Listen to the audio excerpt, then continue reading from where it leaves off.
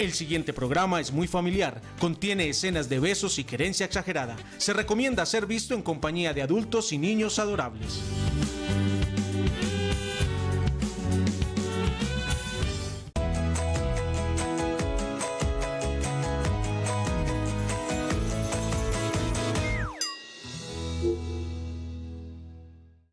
Nos unimos en un arrullo para abrir juntos un camino. Yo te ayudo a empezar el tuyo, tú haces más feliz el mío. Y entre dudas, llanto y caídas, entre risas, besos y abrazos, juntos nos gozamos la vida paso a paso, construyendo desde el amor paso a paso, para hacernos la vida mejor paso a paso. Moni, respire pasito que ya. ¿Listo el árbol, Moni? ¿Qué tal? ¿Cómo vamos? Hermoso. Ahora sí Me está sobró uno, digno. me sobró uno. No, yo también tengo por aquí. Ahora le dejo la tarea. Pero no nos cabe. A ver, ¿dónde lo ponemos? Ya tenemos listo nuestro árbol que recordamos además, agradecemos además a Astrid, que nos lo trajo, nuestra televidente, que lo trajo la semana anterior. Estábamos pendientes de que Mónica esculcara el cuarto de San Alejo, todos los arreglos, días Pero de abril. cumplí. Sí, no, y estamos bien. Sí. Flor de abril. Flor de abril. Revise, Flor de abril. Flor de abril es la cuenta de una de estas mamás emprendedoras que decidió regalarnos un arbolito, compadeciéndose de lo pobre que teníamos el espíritu navideño en Paso a Paso. Y bueno, aquí está este arbolito y estamos nuevamente nosotros para continuar esta recta final de Paso a Paso. Recuerden que el próximo viernes será nuestro último programa y vamos a pregrabarlo en la mañana. A las 9:30 tienen que estar aquí. Vi a muchas diciendo, yo quiero ir con mis hijos, yo quiero ir con mi familia, yo quiero ir con mi papá, yo quiero ir con mi mamá. Vénganse, no tienen que hacer nada, solo llegar. No es nada especial, solo vamos a compartir con ustedes y tenemos varios regalos de muchas marcas aliadas que se han unido para repartir, para rifar entre ustedes. Y bueno, dependiendo de cuántos vengan, pues haremos las rifas. Habrá unas que les sirva esto, otras que usen esto, otras que estén para esto. Aquí miramos y no cómo voy a nos soplar acomodamos. qué, porque es sorpresa. La Pero mayoría han hay hecho regalitos. colecho, entonces aquí miramos cómo nos acomodamos de alguna manera. Bienvenidos a nuestro paso a paso de hoy, que tenemos un tema médico, científico, interesantísimo. Además, no solo para entenderlo, para conocerlo, si somos nosotros a quienes nos toca enfrentar este tipo de situaciones, sino para comprender también un poco la vida de quienes tienen que convivir con él todos los días. Nuestro tema de hoy es espina bífida. ¿Qué es espina bífida? ¿Qué es? ¿Es una enfermedad? ¿Es una deformación? ¿Qué podemos hacer? ¿Se puede evitar? ¿Es hereditario? Ese es nuestro tema de hoy, así de específico. Y nos pueden llamar al 268-6033 porque nuestra línea está abierta para escuchar sus inquietudes, sus opiniones y aprender, como decimos todos los días, de otro tema más, para llenar de más herramientas esa maletica de la paternidad, la maternidad, la crianza que estamos realizando todos los días. Así es, Leo, así que bienvenidos a compartir con nosotros uno de estos últimos directos que nos quedan para que interactúen, se comuniquen, aclaren todas sus dudas, se sientan identificados de una u otra manera. Y a partir de programas como este, finalmente lo que buscamos es desarrollar la empatía y hacer, digamos, una campaña pro prevención. En este caso, si se puede hacer, si es posible prevenir, qué cuidados debemos tener, y todo apunta de una u otra manera, todos los temas, a una maternidad y paternidad responsable, planeada, pensada, previamente preparada, porque el cuerpo también tiene que prepararse, y ese es el mensaje que queremos llevar. Siempre buscando generar, despertar, desarrollar la empatía, que tanto nos cuesta ponernos en los zapatos del otro. Así es, despertar esas emociones, y para eso solemos tener un video con el que iniciamos nuestro programa. Moni, ¿cómo le fue con la tomada de la sopa y dándole la sopa a los hijos? Pues yo no me acuerdo con la tomada. Sé que me obligaban. Sí, y si no me la tomaba y después hacía siesta, no podía salir a jugar. Y haces el avioncito, le hacías el avioncito Sí, claro, para la papilla y todo eso. Claro, pues yo no insisto mucho, no sufro mucho, pero todo en la vida se devuelve, dicen por ahí. Vamos a ver qué nos cuenta este video con el que iniciamos nuestro paso a paso. ¿Cómo abordamos ese vuelo todos los días? Porque ese avioncito, como decía Mónica, va y vuelve, se le encharcaban los ojitos otra vez. Es que es muy lindo, Sí, corto, muy tierno, muy sencillo, tierno. breve, pero lo que yo les decía ahora, Muy diciente. ponerse en los zapatos del otro, pues a todos nos va a pasar, vamos a llegar allá, los padres, bueno, no sé, el ciclo de la vida que a veces es tan difícil de entender y con estos mensajes, pues que definitivamente llegan, no tiene que ser una cosa muy extensa, muy producida, sino así bonitos como nos gustan, pues bienvenidos sean, algo que les quede. Vamos de una vez con nuestra vida real hoy en Paso a Paso, que ya está con nosotros. Nos acompaña hoy Sandra Liliana Sánchez, ella es mamá de Jerónimo Roldán, quien tiene 6 años, y viene además con Jacobo de 11 meses. Ahí están Jerónimo y Jacobo, bienvenidos los tres a este Paso a Paso. Muchísimas gracias por acompañarnos. Jero, ¿cómo vamos? ¿Cómo estás? Bien. Se nos va a disparar aquí el detector de incendios. Con este encendido tan todo divino. bello. Hola, Jaco. ¿Cómo estás, Jero? ¿Cómo están? Bien, Bien, bienvenido. Gracias por venir.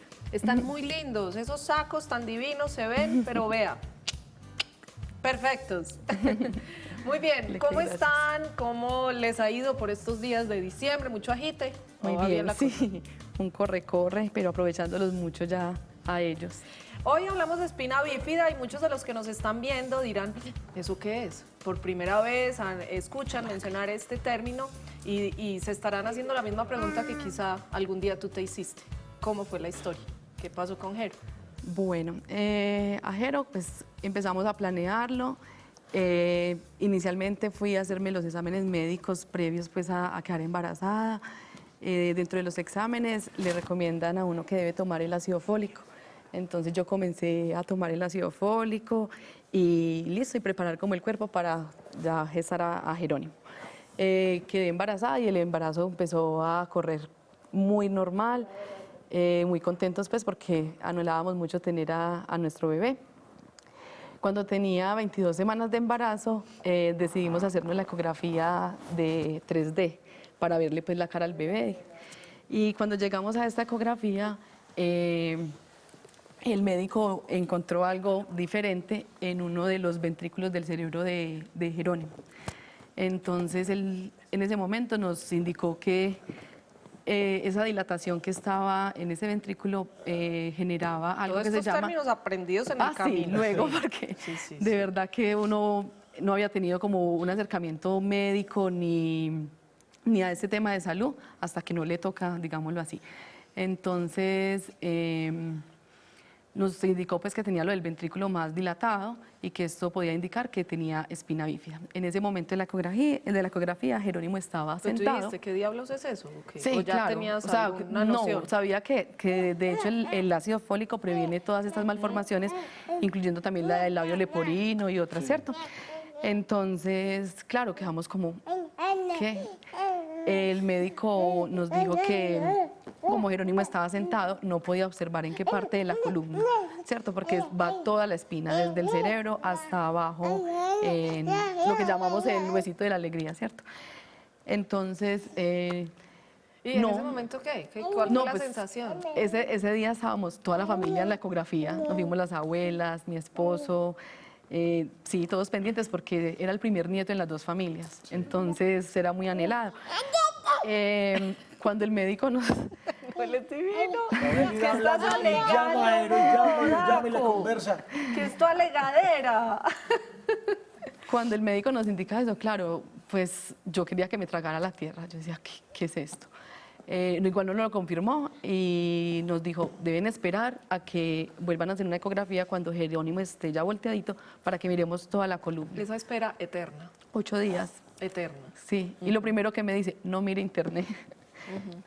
Y uno directo Inevitablemente. a buscar. Sí. Programación neurolingüística. Exacto. E informarse también. ¿De qué se trata? Bueno, y preciso, a la semana fuimos a hacer la otra ecografía y efectivamente el médico nos dijo, sí, Confirmado. Jerónimo tiene espina bífida. Listo. Entonces, ¿qué es? ¿Qué vamos a hacer? Este resto de embarazo fue una montaña rusa. O sea, uno trata de estar muy positivo, no, vamos a estar bien, listo. Muchos casos que leía. Al principio, cero información. O sea, lo que uno busca en internet y a veces no es tan veraz la información que está ahí. Entonces lo que hice fue buscar como casos reales y me ayudó mucho una mamá de Perú que yo le empecé a escribir y ella contaba también la historia de su hijo, ya tenía 11 meses. El primer miedo que tiene uno cuando le diagnostican la espina bífida es no va a caminar, ¿cierto? Entonces eso nos angustiaba mucho. Esta mamá me dijo, mi hijo tiene 11 meses y camina. Entonces eso me alentaba, o nos alentaba, porque ya se convirtió en un tema ya de la familia, ya todos pues como en son de la vida de Jerónimo. Empezamos a buscar y sabíamos que el primer día que naciera Jerónimo iba directo para cirugía, ¿cierto? Entonces también me empecé a visitar otros médicos, que es algo que en este momento le digo a los papás y también a los médicos, el tacto para decirle las cosas, porque encontramos unos que no. Sí, y muchas de las madres que han venido a contar aquí historias similares, con diagnósticos parecidos, que es duro, ya de por sí uno lo que más espera es un hijo sano, al más mínimo problema que pueda presentarse, pues uno es quien más se angustia, por supuesto. Sí, claro. Y con historias similares, pues de cómo las abordan, la queja es recurrente y aquí siempre jalamos las orejas. Sí, porque uno está anhelando esa vida y uno no quiere que le pase nada malo, ¿cierto? Entonces cuando el médico, a veces no es en general, porque también hemos tenido excelentes profesionales que nos han acompañado en todo el proceso, pero en ese momento donde todo para vos es desconocido, que llegue un médico por el conocimiento que él tiene y te diga, no, la vida de tu hijo va a ser un caos. Sí, digamos, Fatal. vegetal, no se va a mover, pues listo. Esperamos todo el tiempo, terminó el embarazo y lo que decidimos fue, desde el primer día Jerónimo lo vamos a tratar común y corriente y le vamos a apoyar y vamos a buscar todo lo que esté en nuestro alcance para que él salga adelante. Listo. ¿Qué ventaja tiene Jerónimo? Que el defecto que él tiene en la espina bífida, pues como lo llaman, está muy abajo. El de Jero es en algo que se llama S1, S2, que es en la parte sacra. Vamos a quitarle la lámpara, Entonces- cuidado. Que los niños no juegan con eso porque uno se electrocuta. Ay, ay, ay. Mira lo que hay allí. Mira. Entonces mira lo que hay es muy aquí. bajo. Sí. Entonces ya nació Jerónimo.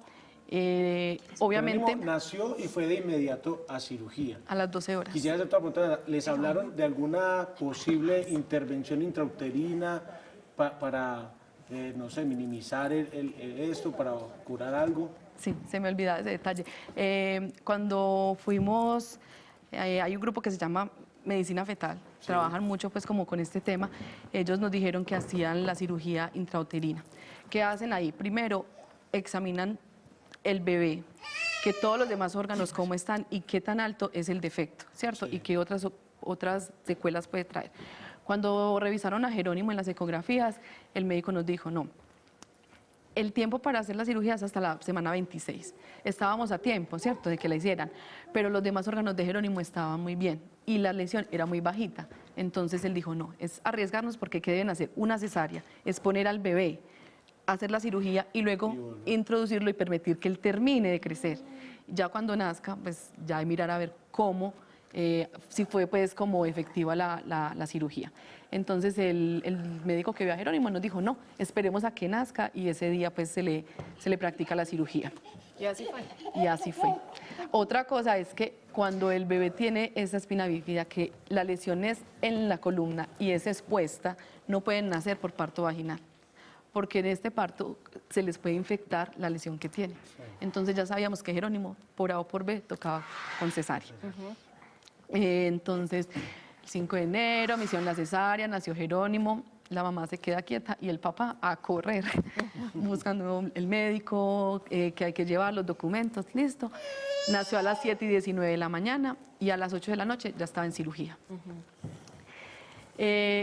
La cirugía, pues claro, me imagino todos cruzando dedos, orando, no, que todo salga súper bien, listo. A los 3 días fue a revisarlo, él se queda hospitalizado, fue a revisarlo el neurocirujano y él le hizo como cosquillitas en la planta del pie y Jerónimo reaccionó, empezó a mover los pies.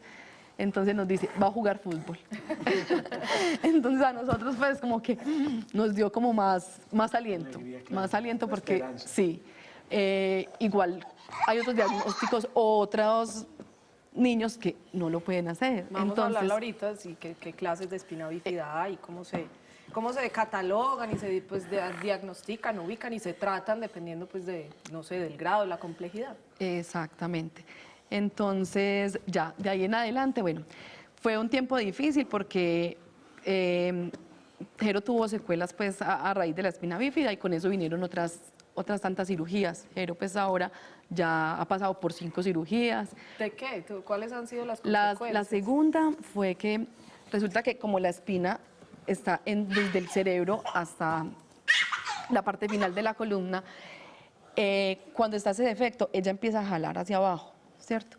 Y nosotros tenemos el líquido encefalorraquídeo que va circulando por toda.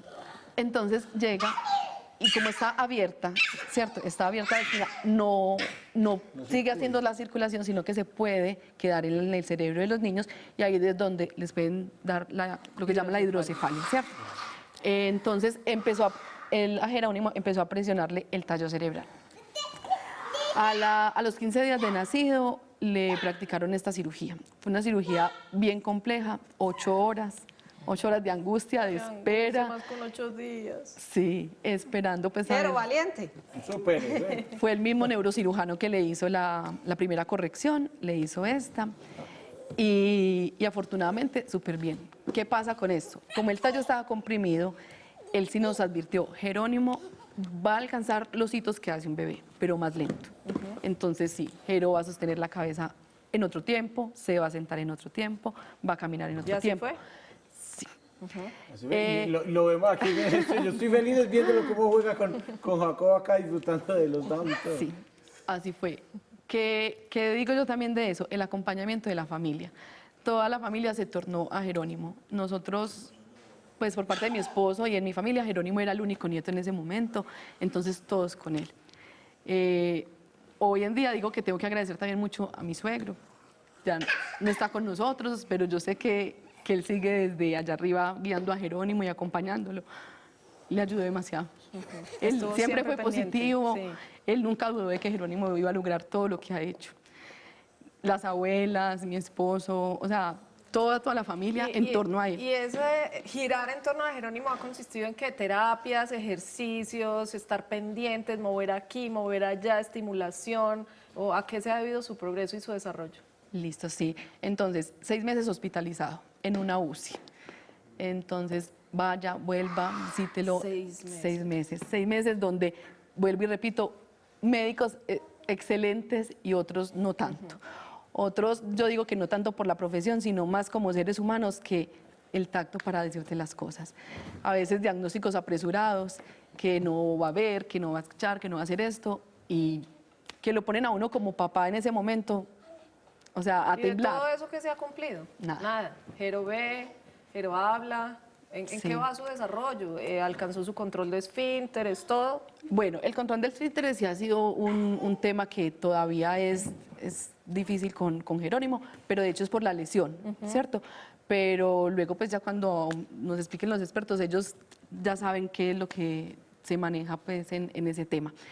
Las terapias, empezamos a buscar cuánta terapia. Primero pues la fisioterapia, Jero también entra a fonoaudiología, porque empezó a tener un problema para la deglución, porque al tener el tallo comprimido, eso maneja toda la parte de la respiración. Un montón de consecuencias, sí. Entonces, todas las terapias que... Hola. ¿Listo? Hola. Entonces empiezan las terapias, fonoaudiología, la terapia física. Entonces empezamos con terapia física, la normal que nos ofrecen, ¿cierto? Y como papás inquietos, vamos a buscar qué más hay para hacer. Pasamos desde, digamos, no sé si son mitos o creencias, no, báñelo con la primera leche de la vaca, allá Todo lo que haya buscábamos que meterlo, hacer. échele la clarita del huevo en las piernitas, en las coyunturas, lo hacíamos, el salvado, báñelo con... Bueno, luego... ¿Se encontraron en el camino con muchas mamás con hijos en la misma condición? No. A nosotros nos ofrecieron también ir pues, a la fundación. Al principio uno también como papá tiene como esa negación. Entonces decían, no, todavía no. Lo que vamos a hacer es enfocarnos a que Jerónimo salga adelante como cualquier otro niño. Entonces nos enfocamos fue en eso. Luego empezamos a ir a quinoterapia. Luego encontramos una terapia, no sé si se pronuncia Voita, yo sé que es alemana, de locomoción refleja. Y esta terapia le ayudó muchísimo a Jerónimo para la postura, ¿cierto? Como les decía, Jerónimo se demoró para alcanzar sus hitos, pero con esta terapia, por ejemplo, lograron que Jerónimo se nos sentara, que ya tenía más o menos, yo creo que 1 año y medio, y Jero todavía pues no se sostenía bien, empezar a sentarse. Hoy, ¿cuál es la situación de Jero? Bueno, hoy la situación de Jero es continuar sus terapias, porque la espina bífida no es algo de que le hice la cirugía y ya, no, hay que continuar con la terapia, fortaleciéndole pues como toda la parte pélvica para que él esté más derechito, para lo del control de esfínteres también se hace esa parte del piso pélvico, está con su fonoaudióloga para mejorar el tema de lenguaje y deglución. ¿Va al colegio? Va al colegio, sí. ¿Va para qué? Va- ¿Para preescolar? Para el otro ya año? entra al colegio el año entrante, para primero, ya terminó primero. pues este año en el jardín. Le encanta la música, está en sus clases de música. Y ahora Cognitivamente Jero no tiene absoluto, su desarrollo es completamente normal. se demoró un poco para entrar al colegio, pero fue más por el tema de salud. Por el tema de salud no podíamos ir y dejarlo en un jardín, pues digamos que con las profesoras o algo, no. Y sin embargo, entró a su jardín cuando Jero todavía apenas estaba empezando a caminar. Apenas la profesora, la directora nos dijo, no, me lo pueden traer, Jero puede estar acá. Y fue recibido con todo el amor del mundo por sus compañeros y sus En profesores. ese sentido, entonces, afortunados han sido. Sí. Sí. Inclusión, sí. Sí. Hemos avanzado. Sí. Este sí es uno de esos casos. Sí. Bueno, y cuando deciden tener otro hijo, ¿cómo fue esa decisión? ¿Qué implicaciones, qué consultas? ¿Cómo tomamos este riesgo o no? ¿O lo corremos incluso de que vuelva y se repita la misma historia? Difícil. Mira que Jacob, pues se llevan 5 años. El plan mío y de nosotros, pues como es pareja, siempre fue, vamos a tener 2 hijos, ¿cierto? Pero pensábamos tenerlos más cerca. O sea, tenemos a Jerónimo, bueno, y uno va planeando, pero la vida a veces le muestra de que uno no puede planearlo todo, sino que hay otras. Entonces, todo ese tiempo nos dedicamos fue a Jerónimo, a sus terapias, a su cuento, listo. Y obviamente uno queda con el miedo. Uno es, bueno, ¿qué pasó? Antes de buscar el bebé, yo dije, yo ¿Nunca quiero se supo saber qué por pasó? qué pasó, qué pasó con Jerónimo. Yo consumí el ácido fólico, yo me preparé, yo empecé a ir a los controles a tiempo, todo. ¿No había antecedente hereditario, No, genético? no.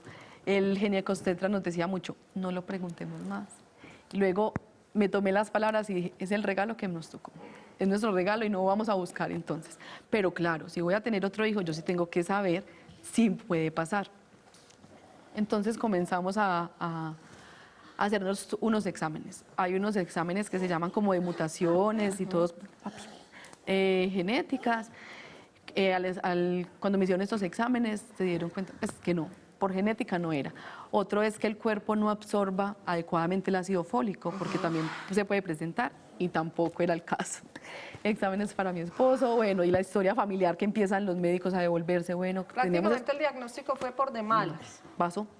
Porque Y tenía no que hay pasar. garantía de que pueda volverse a repetir. Sin Exacto. embargo, lo intentaron pues con susto, me Sí, imagino yo, claro. todos los controles y... Bueno, empezamos a buscar a Jacob, luego nos demoramos ya más o menos, sí, como 7 meses para poder quedar embarazados, ya con, no, seguramente es que no, ¿cierto? Ya uno se va como desilusionando, pero listo, quedé embarazada de Jacob, también tuve la preparación igual como con Jerónimo, el ácido fólico como lo indicaron, los exámenes médicos previos como lo indicaron. La primera ecografía, Qué angustia. claro, pues eso uno esperando a ver que listo, sí, ya está ahí, va creciendo, bien, listo. Y cuando ya tenía los 3 meses pasaditos, me hicieron la otra ecografía para ya mirar que no tuviera.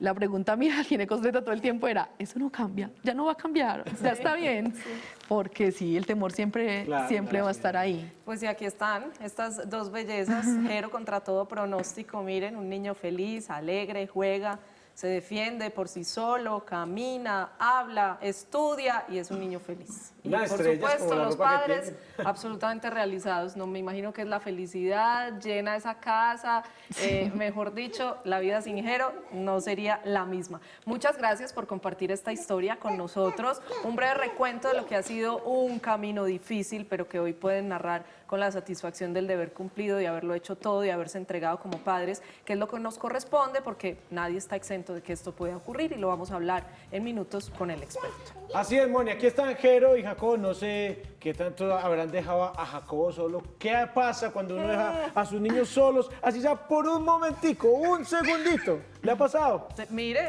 mire.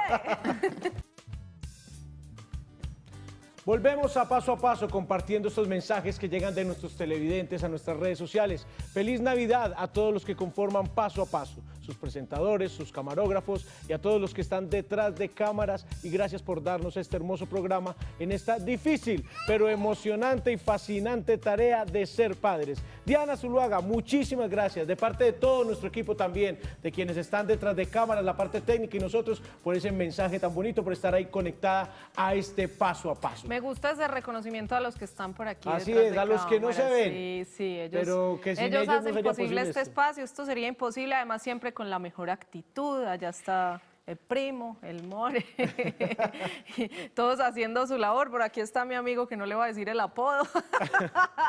Un aplauso para ellos también. A todos los que hacen este Paso a Paso. Seguimos en nuestro tema, hoy hablamos de espina bífida. Recuerden que nuestra línea está disponible para sus inquietudes, sus experiencias, 268-6033, y mucho que preguntar sobre este tema, por eso llamamos a nuestros expertos en Paso a Paso.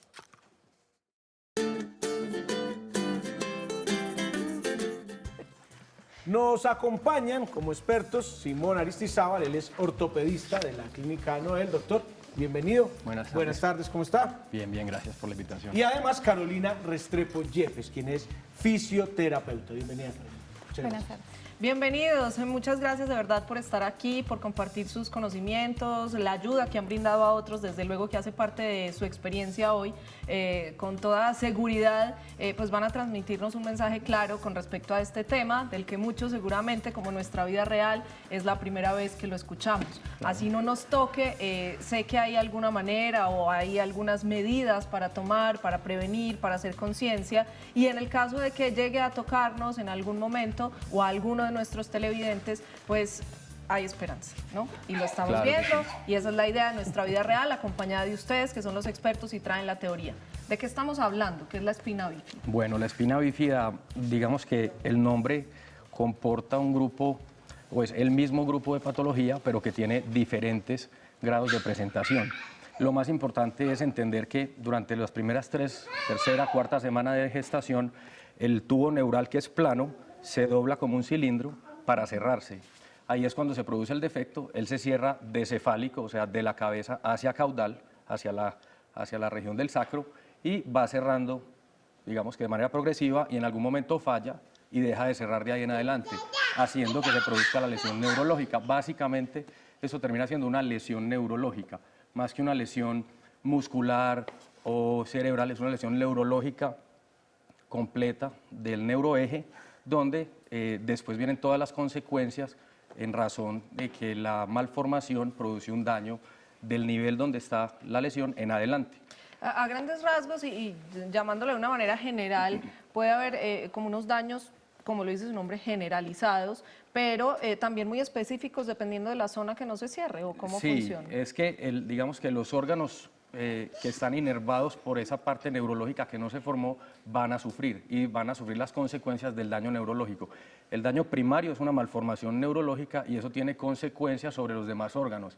Por ejemplo, el caso de Jero, que tuvo un problema de la circulación del líquido cefalorraquídeo, en el cual se produjo una hidrocefalia y por lo cual tiene una válvula.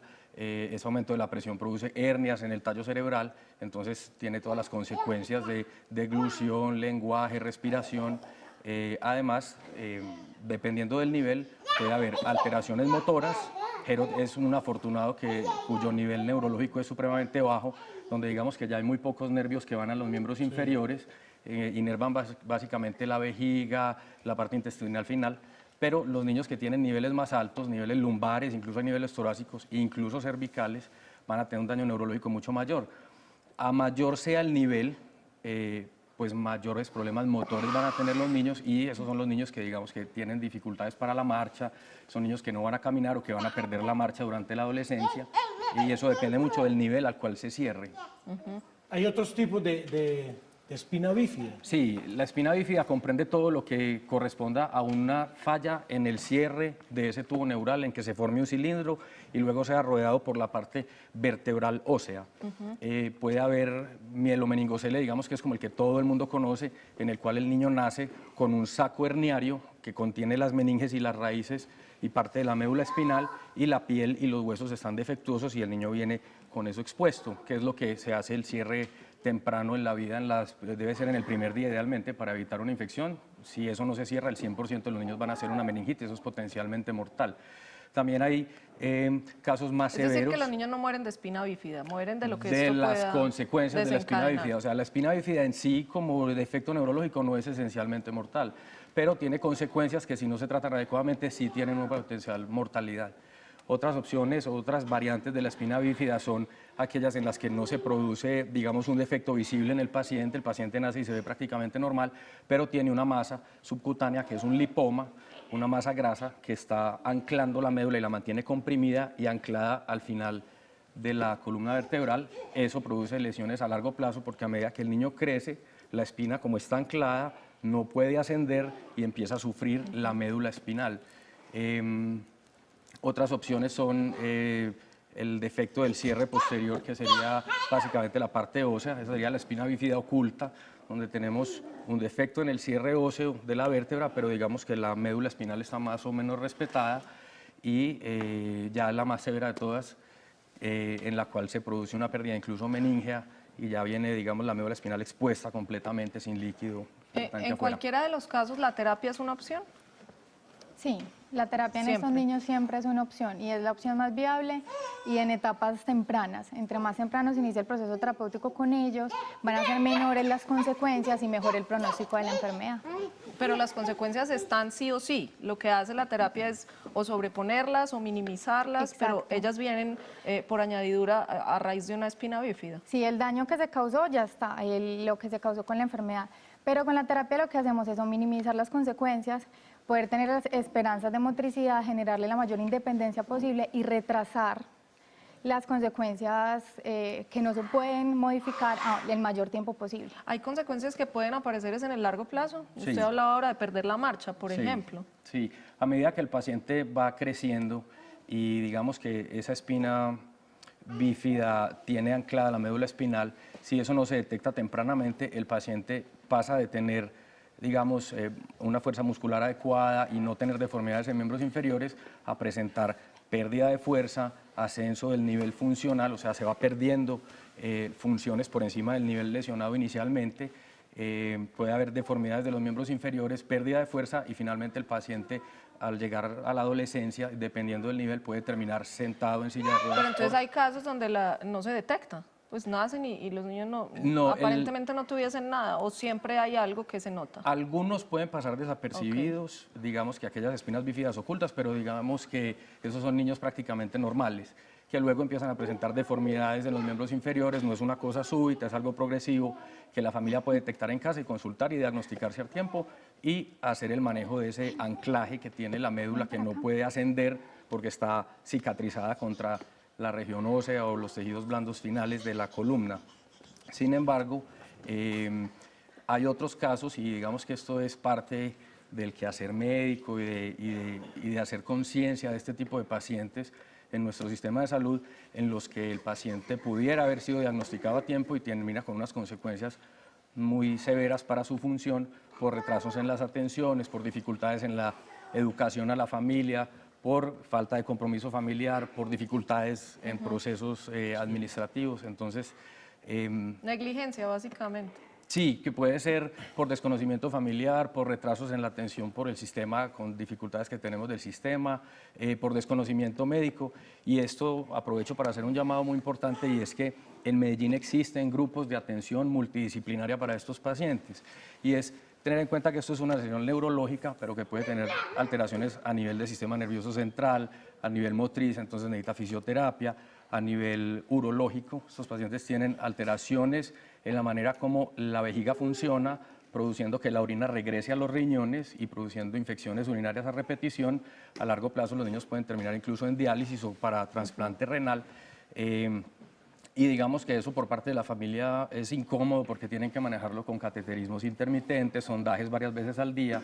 Entonces es muy importante, desde que se hace el diagnóstico en el niño, entregar la mayor información posible a la familia, contactarlos con un grupo de apoyo, hacer un manejo multidisciplinario, hacer educación. Idealmente estos niños deben ser manejados por grupos multidisciplinarios de manejo, no citas repartidas en fechas repartidas en el año, para que eso limita mucho pues el quehacer. Hablamos, doctor, de las consecuencias. Yo quisiera volverme un poco al tema de las causas también y específicamente a lo del ácido fólico, porque uno encuentra en la literatura que el tomar ácido fólico, incluso desde antes del embarazo, digamos que evita este tema de la espina bífida. Sandra decía que ella contradecía esa teoría porque incluso había empezado a tomar ácido fólico desde antes de su embarazo. Efectivamente, el ácido fólico no garantiza que pueda haber un caso de espina bífida.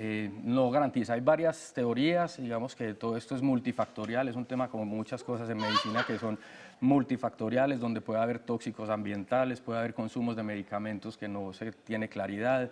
Se sabe que el consumo adecuado de ácido fólico es supremamente importante para disminuir el riesgo. Sin embargo, es más importante los niveles que tenga la madre previos a la gestación, sus acumulados previos a la gestación, que empezar a tomar el ácido fólico muy cercano o ya estando como una madre gestante, porque ya no tiene el impacto que se supone.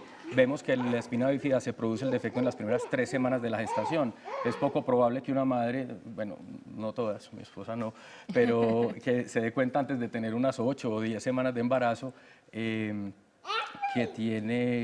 ya está en embarazo y entonces empezar a tomar en ese momento. Entonces es muy importante el nivel de ácido fólico que se tenga previo. ¿Y eso cómo se consigue? Pues porque uno no empieza a tomar ácido fólico así porque sí, supongo que una buena alimentación en ciertos alimentos.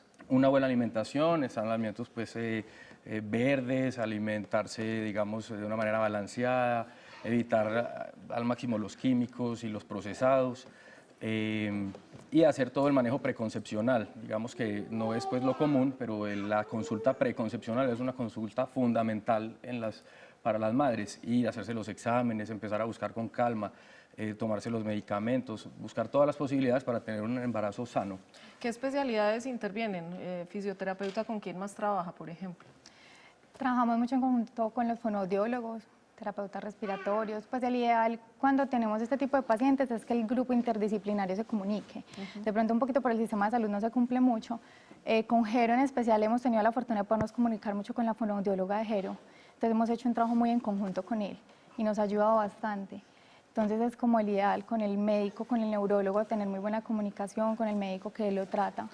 ¿Qué estadísticas tenemos de espina bífida? Digamos que no hay una estadística supremamente clara pues, en este momento, pues, digamos a nivel local, ¿sí?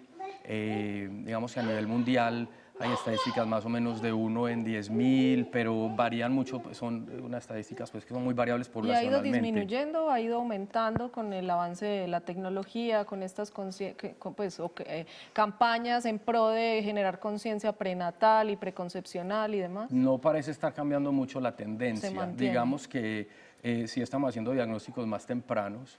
Eso es importante por lo que nos contaba ahora la mamá de Jero, la posibilidad de ofrecer un manejo in útero ha mostrado que sí tiene ventajas. Puede que no altere mucho la capacidad funcional del paciente, pero sí mucho las consecuencias que tiene la lesión neurológica sobre los demás sistemas y órganos que afecta. Entonces, digamos que esa parte de poder hacer un diagnóstico temprano en la vida embrionaria sí nos ha mejorado pues, los resultados.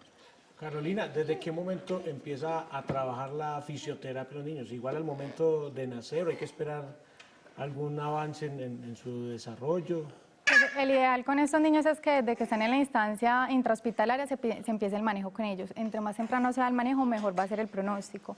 En los hospitales encontramos la terapeuta que está en la UCI de cuidado neonatal, después cuando salen a hospitalización también tienen acceso a la terapia, y cuando ya les dan de alta pues hacemos la terapia en consulta, que es lo que hacemos con Jero. ¿Qué siente uno al ir viendo los progresos frente a pronósticos absolutamente negativos? Pues la verdad a mí eso me conmueve mucho y es lo que me encanta de mi profesión y lo que amo de hacer lo que hago. Ver a Jero, cuando Jero empezó no corría, no saltaba, y verle el progreso con todo con todo lo que ha hecho, ya verlo correr, así me toca correr detrás de él en terapia, me parece genial. Es una satisfacción que no tiene uno cómo expresarla y no tiene un precio. ¿No? Doc, pregunta del millón. Además de, pues digamos, la deficiencia quizá de ácido fólico, ¿qué es la causa? ¿Hay componentes genéticos? Sí. En el caso de nuestra vida real, ¿es por de malas o qué puede haber ahí que Hay un componente conlleve- genético y sobre todo en la historia familiar, mejor dicho, cuando no hay mucha claridad sobre qué produce una patología, siempre recurrimos a la genética y normalmente no nos equivocamos. Hay un componente genético que está siendo estudiado, hay un grupo mundial que está haciendo todo ese estudio de su etiología, como se llama, pues, al hablar de qué causa esto. Se supone que si el paciente no tiene un déficit de ácido fólico, pues su madre no tiene déficit de ácido fólico y no hay, digamos, algunos tóxicos como el ácido valproico que se utiliza en algunas madres o en los pacientes con alteraciones como convulsiones, se recurre pues a esa parte genética. Se sabe, por ejemplo, que un paciente que tiene en su familia una pariente en primer grado de consanguinidad con espina bífida debe consumir 10 veces más ácido fólico que una paciente o una madre que esté pensando en quedar en embarazo O sea, y no si es tenga posible historia. evitarlo, hay opción. Entonces, sí, hay opciones. Como te decía, es importantísima la consulta preconcepcional, buscar medicamentos que se estén consumiendo en ese momento en la madre, quitar lo que sea potencialmente tóxico, indagar muy bien la historia familiar y aquello del ácido fólico serían, digamos, las 3 cosas más importantes. Sin embargo, siempre hay un primero en las familias y a veces pasa que no se supo, como en este caso, no se supo la causa y pasó. Muy bien. Vamos a ir a un corte y nos vamos con otro de esos mensajes que llegan a nuestras redes de parte de nuestros televidentes de Navidad. Este nos lo envía nuestra televidente, vamos a leerlo, Lady, que nos dice gracias a Paso por todos los consejos y temas que nos ayudan como padres. Que esta familia siga creciendo.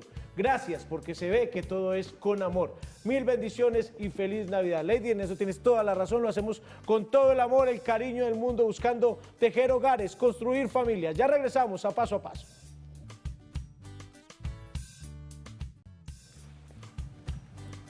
Gracias a Paso, esta Navidad estará más llena de magia para mis hijos. Con ustedes aprendí a darle un valor agregado y más emotivo a estas maravillosas fiestas.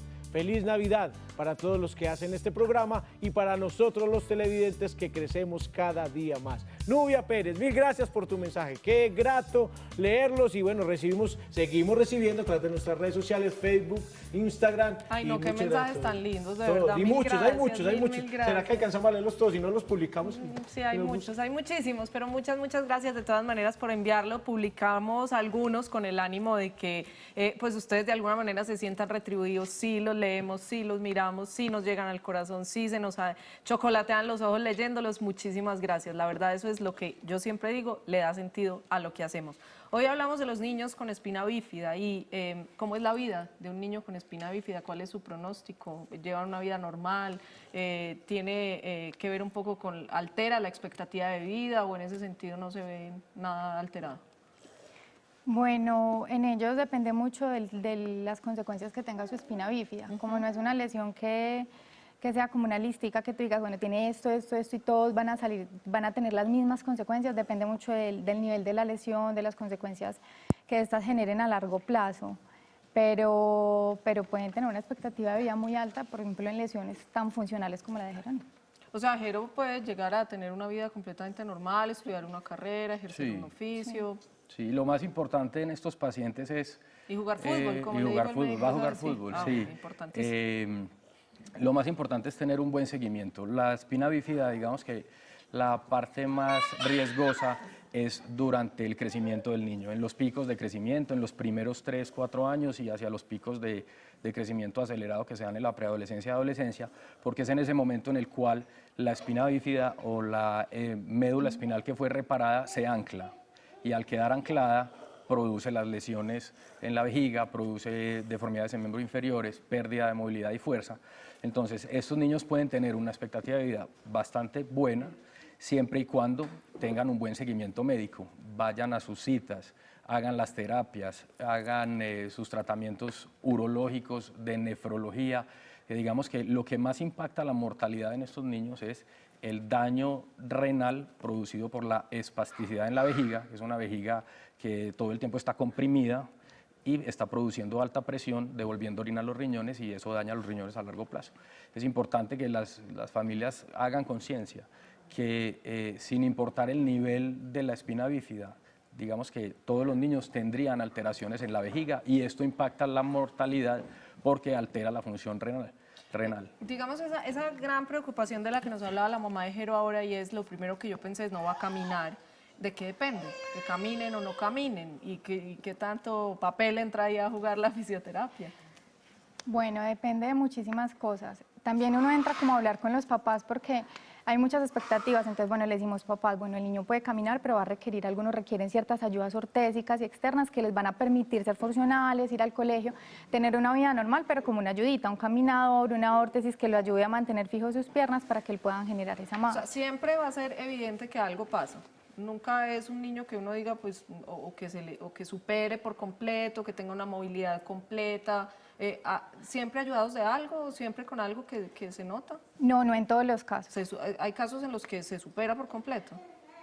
Pues, por ejemplo, en Jerónimo específicamente, él no necesita ninguna ayuda para caminar. O sea, él sí hizo muchas terapias, se le corrigió mucho la postura, mantenerlo extendido y se le va a seguir retroalimentando, alimentando. Mejorando, es decir, no para ahí donde está Jero. No, no.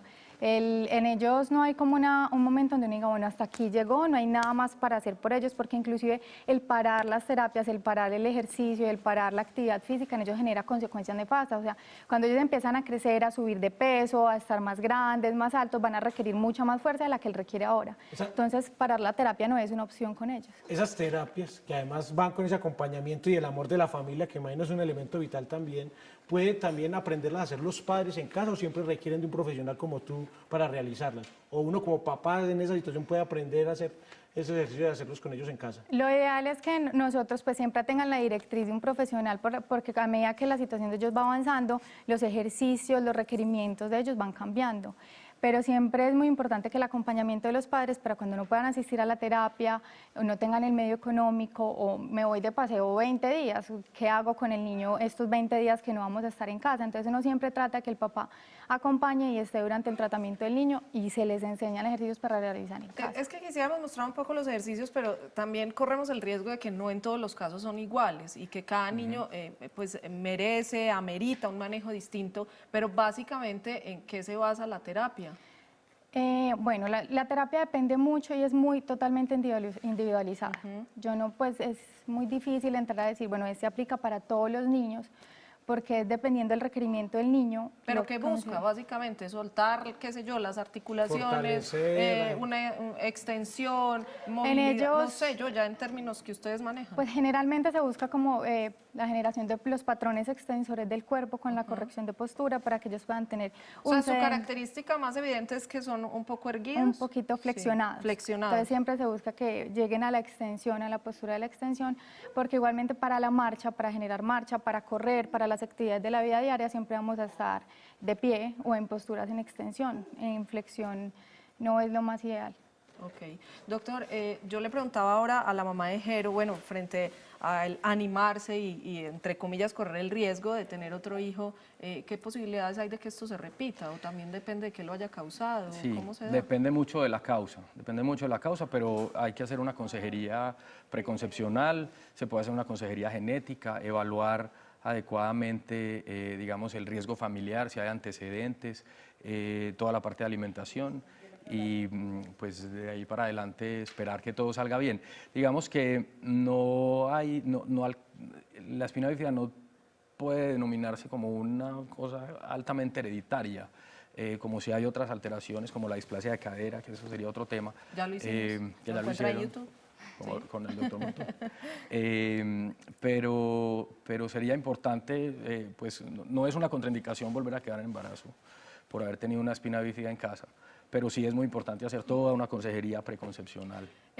Sin duda es un mensaje difícil para una madre, claro. Un diagnóstico complejo y ustedes que ya han visto tantos pacientes, que han manejado tantos padres e hijos, como ¿cuál es el mensaje final frente a la posibilidad de recibir una noticia porque nadie está exento?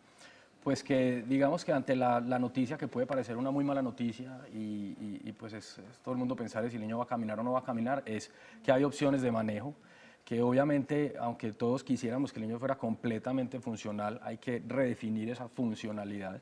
Habrá niños que nunca tengan pronóstico de marcha y eso hay que comunicarlo a la familia, es importante hacerlo pues con un muy buen tacto. Pero es volverlos funcionales. Existen en la vida hoy múltiples ayudas externas, aparatos de ortesis, aparatos para pararlos, para evitar la osteoporosis y las fracturas. Todos tienen muchas posibilidades de manejo. Muy bien. ¿Algo final que agregar? Mi mensaje es que no se rindan. Todo a veces parece imposible, se ve muy difícil, pero es que no se rindan. Con ello siempre hay opciones. Muy bien, muchísimas gracias. Otro de los temas que aprendemos en Paso a Paso, tanto desde la posición como si fuéramos directamente los afectados o como no, pues la manera de tratarlos, de referirnos a ellos, a las familias, el tacto, la empatía, tantas cosas que aprender de un lado y del otro, como siempre aquí. Hoy aprendimos que en los casos de espina bífida la cesárea es necesaria, vital, pero también hay casos de cesáreas innecesarias. Tema de mañana a las 2 de la tarde, tema polémico, cesáreas innecesarias. Aquí estaremos a las 2 para conversarlo. Chao, feliz tarde. Chao, chao.